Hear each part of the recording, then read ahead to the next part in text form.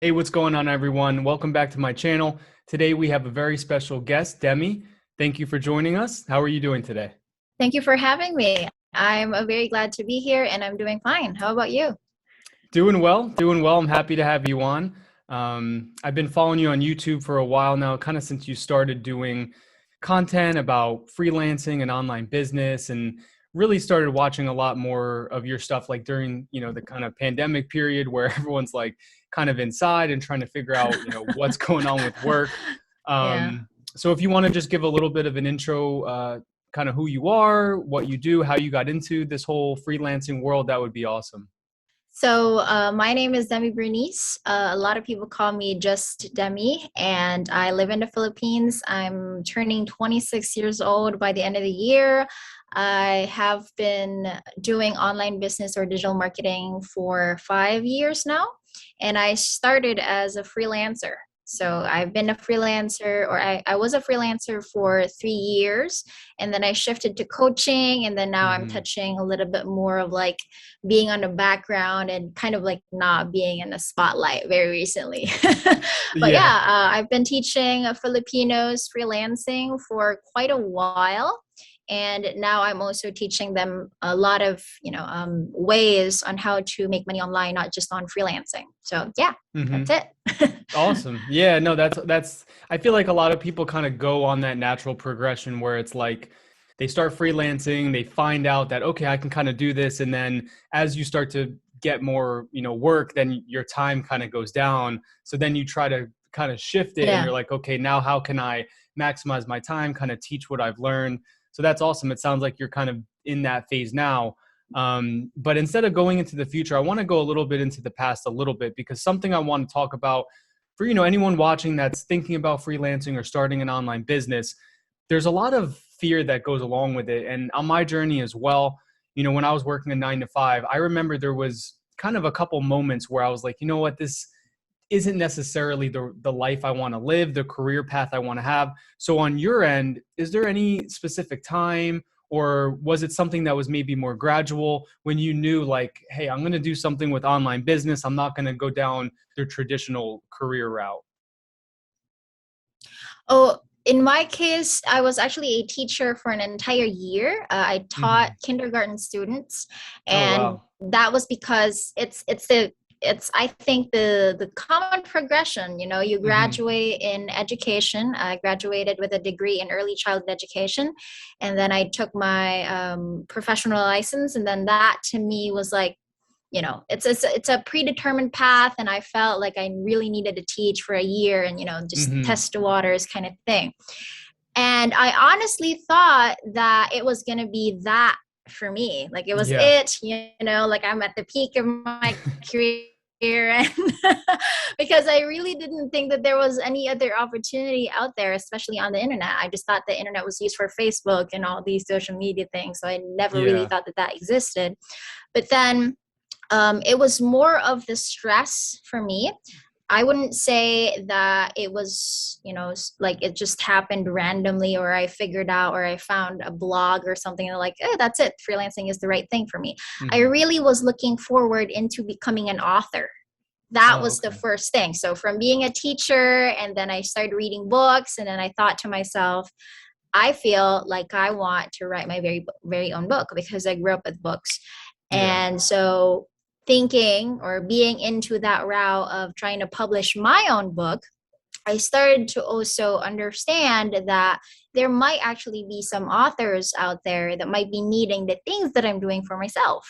So Hmm. that's when I started offering freelancing on book cover design and then formatting, editing, just all these things for authors, which my then boyfriend, now fiance, also taught me or told me to do. So he was like Hmm. saying, "Oh, you're kind of like doing it for yourself already, this book cover design and all. Why don't you, find clients out there who are wanting to do that too?"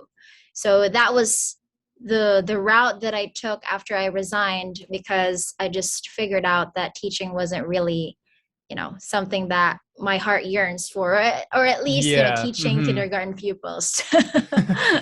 Yeah, no, that's awesome. I think that a lot of people can probably relate to that because a lot of times, like you said, you thought you were like at the mountaintop, And I was the same way. It's like Yeah. I finally got a job after college. It was a marketing job, you know, salary, everything. But then what happens is you kind of go internal and you're like, okay, well, what do I really want to do? So yeah, I think that's awesome that it sheds a light about how you started to kind of offer the services that you were doing for yourself for other people. So that kind Mm. of gets me into my next question, which was I saw your video about like creating an online business from scratch and the whole like dip your brush brand company you created.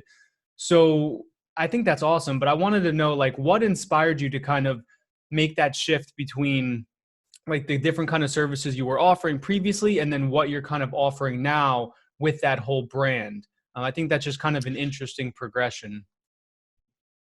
Yeah, so the thing with Dip Your Brush is that it has been in my mind for the past 5 years. Like Oh, okay. freelancing was just something that I took because I did not have any choice. It was more Yeah. of like I felt like I needed to offer a service because I needed the money right away. I needed to pay Hmm. the bills, and it was just this very low barrier of entry kind of thing when it comes to digital marketing. It's like, oh, you have a skill, you know how to do this. You could probably do that for other people to save them time. That was a really good option for me, and that's why I took freelancing, and then I started teaching others how to freelance. But really my heart really yearned for selling things, Hmm. like Yeah. creating things and then selling them. It's really something that I really really wanted to do ever since I was a kid, ever since I was 9 years old. That was something that I really wanted to do. And it was just this year that I think, not really this year, but starting Hmm. last year, that I got my breakthrough, and I felt like I'm already financially comfortable, like I could sit for at least a year or two without having to work and I'm still going to be fine. And so I thought, Yeah. what else is there to do for me? Like I felt like I already have impacted quite a bit of people. I was able to teach people how to do the same thing that I did back in the day. I think this is now the time for me to do the things that I really want to do, which is creating things and selling them. And that has Hmm. something to do with art. So that was the transposition basically of Yeah. how I got into freelancing, then coaching, and then Dip Your Brush. Awesome. Yeah. So it sounds like kind of throughout your journey, you really followed like what you felt, what was right. And then based on like your personality type as well. Cause like you said, you're like artistic, you want to sell things. So you were probably one of those kids that was like selling candy bars to make some money or something like that. It wasn't even candy bars. The thing Yeah. is, my mom would actually laugh every time I tell this story, that Hmm. when I was 9, we actually have a lot of figurines and thingamabobs around the Oh, house that okay. just sits Yeah. there in the shelves and collect dust. So like my mind was like, okay, you're not even of any use in this house, so might as well I'll take you to my school and then I'll sell you, and then someone else can make use of you. So that was what I did at a very young age. And yeah, my mom would always laugh at that story. She would always remember that because she would also find one day, she's like, where did my figurines go? Yeah. Where's all my stuff? You Because sold I it. didn't. Exactly, my mom would wonder where did all that stuff went. And I didn't actually tell her where all those items are now. So Yeah. It it was just you ran. starting I your kind of like business. basically stole it. Yeah. That's Yeah, yeah, funny. yeah. Exactly.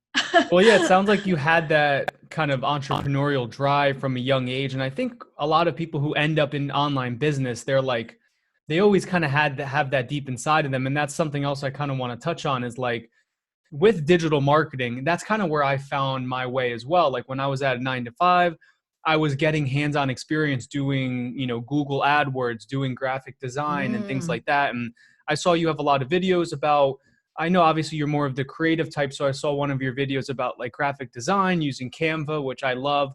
But maybe if you could shed some light on if someone's trying to figure out like what's a good skill set to kind of start to learn, is there a specific skill in digital marketing, or do you just kind of say, you know, you have to find something that is something that you're good at and that gets you excited? Or what advice would you give someone who's like, they want to freelance, they want to start a business, but they're just like, there's so many options, right? There's so many different skills you can offer, from SEO to paid ads to, you know, social media. So is there any like advice you give people that are kind of starting their journey and trying to figure out what skill to start to learn?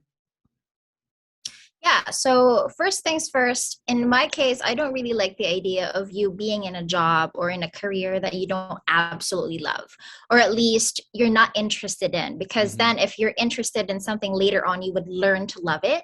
So it's not like, oh, automatically I'm in love with graphic design. I'm going to Yeah. do this for the rest of my life. It's not always like that. So it's kind of like you try to fiddle into it and tinker on it, learn a little bit of it, and then you start to realize if you actually want to keep on doing it and not. Hmm. And in that process of you wanting to know more about that specific skill, then you start falling in love with it. It's basically just any other relationship that's out there, Yeah. right? It's not just about finding a skill, it's basically finding a good friend or a best friend that you want to hang out with, or the person that you would want to marry. It's basically the same thing.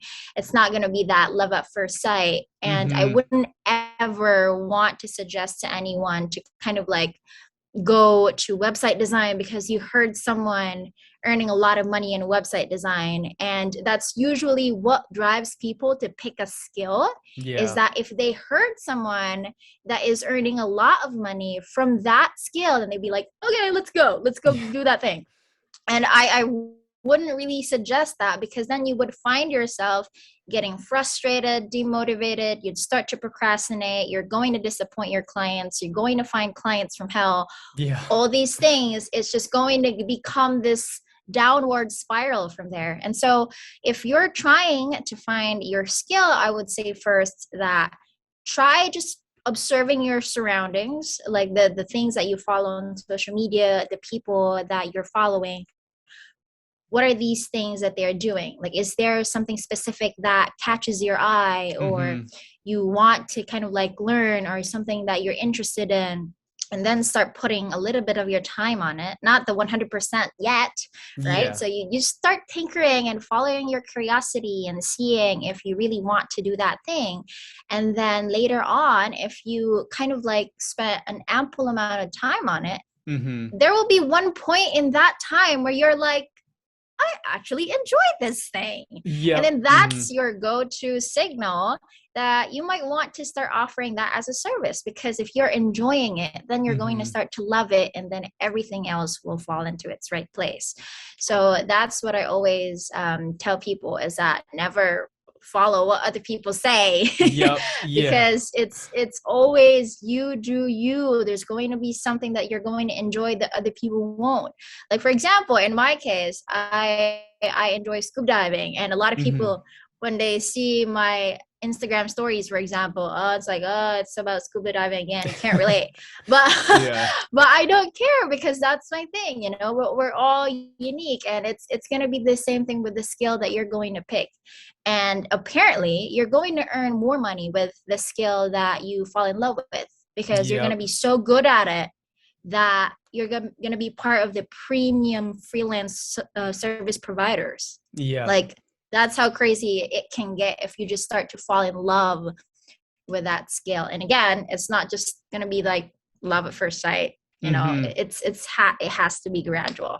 Yeah. No, I think you touched on a lot of important things, especially like I think the two things I really relate to most about what you said was like the first thing, it's not always going to be the first thing you start out with necessarily. So it's kind of a process where you're like, hey, get your feet wet, try different skills. And that's something I didn't really also understand in the beginning, because I was like, okay, I need to figure out what my skill set is as a freelancer. Do I want to do web design, or do I want to do social media?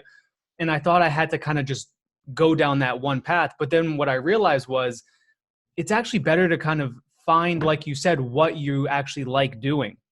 Because at the end of the day, being a freelancer or starting a business, you're going to have to put in, just so much effort into that. So if you pick something, like you said, just because it's like someone said you can make a lot of money with it, it kind of defeats the whole purpose of doing something that you actually love and enjoy. And like you also said, it's not going to be love at first sight, but what you can do is try to align the skill you provide with your personality type. So if you're creative, maybe look at graphic design, web design, creating social media graphics. Whereas if you're super like into numbers and math, you're probably not going to want to go down that design route. You're probably going to want to do something that's more organizational or managing campaigns. So I think that's also important for people starting out. If you're Mm. listening to this and you're just trying to figure out, where should I start? Just remember, it's better to just try to do something that you think that you're going to enjoy. And then throughout that journey, you can kind of learn some new things, what you actually like, and then kind of shift your path based on that. Um, so I think that's also something that a lot of people can take and really just use that to springboard off of. And the other thing, kind of piggybacking off of that, is looking for inspiration in the marketplace. So I know I've watched some of your other videos where you mentioned some names, but I just wanted to ask, is there a couple names or just one person that was really influential to your journey, whether it's someone you know or someone just on YouTube, that kind of helped like shift your mindset to online business or personal branding? Is there anyone that kind of comes to mind that was helpful for you? Oh, number one cheerleader, number one fan is going to be my fiance. So he's the one who changed my whole mindset. Like I mentioned earlier in the video, is that I never really knew what digital marketing was, because all I thought was that it was this thing that is used for social media. And so Yeah. when he talked to me about digital marketing, starting to open my mind into these opportunities, you could only imagine my face was just like, what? This actually exists. Yeah. So he was he was the main person, and up until this day, he's the one that has taught me a lot of things. And because now I am very stubborn and Mhm. I've known quite a bit now, so now we kind of like fight already, like, hey, this is what I want to do. Yeah, yeah. You don't get to say any of this. So yeah, he's the first person, I would say, the very first one. And then the second one would be Seth Godin. Hmm. Seth has influenced me in so many ways. He does not know me, probably not at all. He probably haven't even watched any of my videos, even if I published a couple. But he has really influenced me so much. I think that the idea of doing marketing for the service of other people has really spoken into me a gajillion times, that I would always spread his work to the people who have asked me, like Yeah. people would always ask, like, what are the books that you have been reading? Yep. People are influential to you. I would always mention his name, because he's the very person that told me that, a lot of digital marketers out there, which I totally agree, Hmm. that are really, just doing in it for the money, not really servicing or not really doing service for people, that kind of stuff. And I really wanted to make sure that I am part of that group in the digital marketers community, wherein I'm here to serve rather than Yeah. just, you know, scam people or whatever. Yep. So Hmm. he was a really influential one. And then the next one would be Simon Sinek. He's Yeah. also part of the people that I always look up to. And it's crazy because he always talks about leadership, but there are a lot of stories. He's a really good storyteller. Yep. And so there are a lot of stories that he always says that I also say on my videos, because Hmm. I'm just head over heels by the things that he's saying, and it always speaks true to me. So yeah, those are my top three people that has influenced me over the years. Awesome. Yeah, no, that's great. And I think I like how you kind of said someone in your personal life and other, people that are inspirational. And yeah, I know Simon Sinek, when I was kind of starting my whole journey as well, I found that video of his whole speech about like, what's your why, and how you need to find what your why Yeah. is, your purpose, because without that, everything else doesn't matter. It's garbage. Like if you wake up every day and you don't know why you're working so hard, why you're doing this, especially in online business, Yeah. like, there's going to be some tough times. There's going to be challenges along the way, especially when you're just starting out. So, do you have a specific purpose or why that you've kind of nailed down based on kind of his teaching? Is it just creating freedom in your life? Or I know you said you love teaching and kind of giving back. Is that your why? My why, first and foremost, is that here in our country, in the Philippines, we are often being told that we are these freelancers that are cheap, and like, Yeah. we're not worth a lot. And this causes a lot of commotion, not only in our country, but also for the freelancers that are not Filipinos. Because Yeah. then there are a lot of clients that would resort to hiring us because we're cheap and whatever, Hmm. instead of hiring people in the US, right? And then Yep. also, if they're hiring us, they're just going to pay us like $1 per hour or something ridiculous. And a Hmm. lot of people would say that, hey, that's enough for the Filipinos because this is just, the like the amount that they need. They're happy with it. But Yeah. the reason actually why we are happy with it is because we do not know any better. We do Mm-hmm. not know that there's actually a better opportunity out there. Again, pointing back to the way I thought that the internet was only a way of, spreading the word via social media, and that's it. Yep.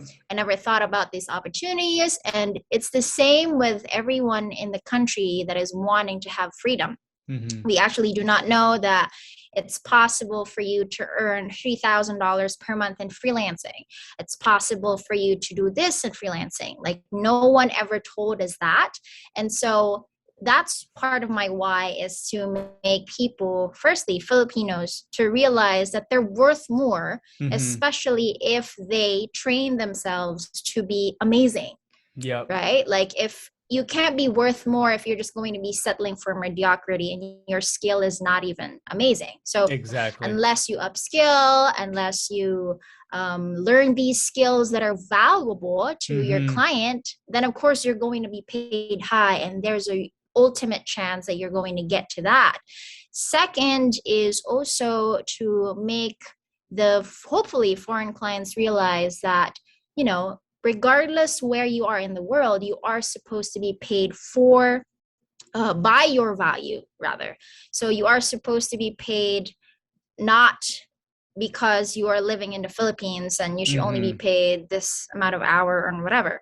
You are supposed to be paid for the value that you are offering your client. Whatever you put on your client's table, that's exactly the amount that you are supposed to be receiving. Yeah. And yeah, those are my two whys, is that because it's a two-way thing. Yep. It's not only because it's a foreign clients thing, like, hey, we should hate on other people or foreign clients that are paying Mm-hmm. us this, but Filipinos also need to realize that the reason why they are doing that is because we are accepting that. Exactly. And Yeah. that's where Mm-hmm. the commotion happens.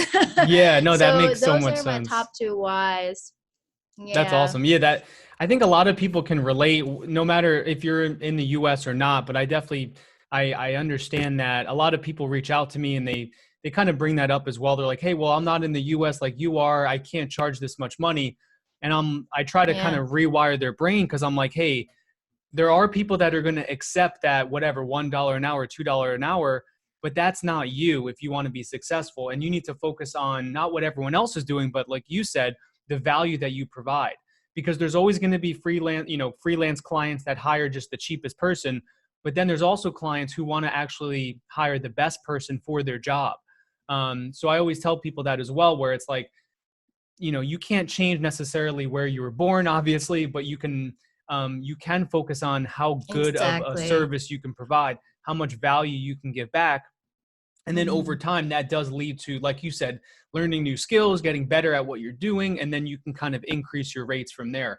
So anyone that is watching this that's not in the US and you're feeling discouraged and you don't think there's money out there, just understand, Demi did it and she realized that she could go from being a consumer, consuming social media and all of this stuff, technology, to actually being a producer and producing valuable skills that you can get paid for. So, my other question is relating to just money. When did you realize that like creating like more streams of income was so important to you? And how has that kind of shaped your life, if you will? Like just being able to create your own income, create multiple streams of income. How important is that? Because I know some people, they say, well, it doesn't matter how much money you have. If you just have a normal job, you're super secure. But what we've seen over the last year and a Yeah. half is, people just getting laid off and they're actually realizing that they're not in the job that they want. So how important is that? Like creating your own money, creating your own streams of income? Yeah, so I think that this all boils down to what you truly value. There are people who value security over freedom, and then there's people that are like me who are very stubborn and would rather have freedom rather than, exchanging that for security. Like, to me, I even came to a point in time where I was only eating bread for like the entire week. Oh, Like, I wow. was really hungry and Yeah. was about to get kicked by my landlady, like all these very ridiculous things, Hmm. basically from rags to riches.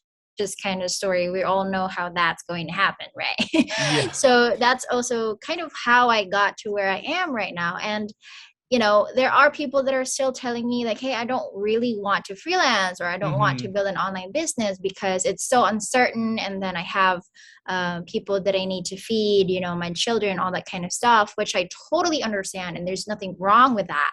But then I also want to ask you, like, is this, like, being secured or having security, is that all you want for the rest of your life? Yeah. Would you not want to think about the things that you can do when you have freedom?